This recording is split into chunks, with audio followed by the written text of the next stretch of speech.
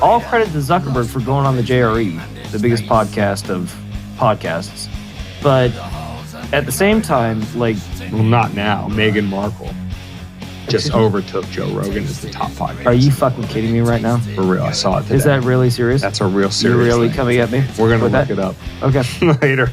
I know, it's disturbing. Everybody wants to hear what she has to say. Of course. She's got a lot of very... the most nuanced opinions opinionated ever. views on a lot of things. Very intelligent looking.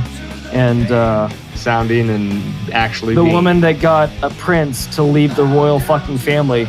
David, Anyway, I sorry, did not mean to take you off I track. got distracted.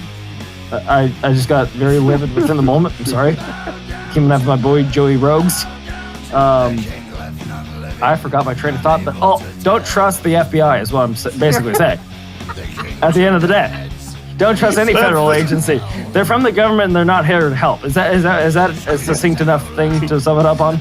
Yeah, that's I'm getting hot now. I'm getting vapous. Well, the last two things before we move on to the Epstein segment, I'm just going to rattle them off real quick. One thing Zuckerberg said in there is, third-party fact checkers are doing this, not us. That's not our role.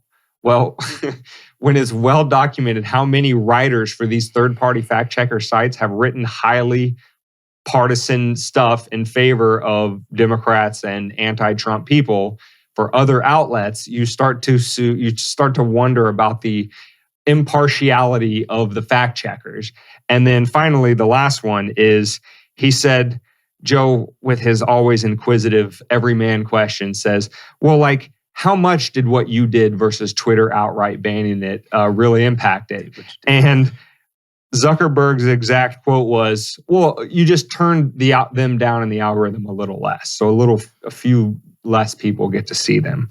And then later, Joe says, well, how much of an impact did this have on the election? And Zuckerberg admits it was meaningful. So it either got turned down a little bit, highly suggestive, it didn't impact the outcome at all, or it was a meaningful impact on the outcome. And as we all know, to let them take that gamble based on the FBI saying, hush this down? I don't.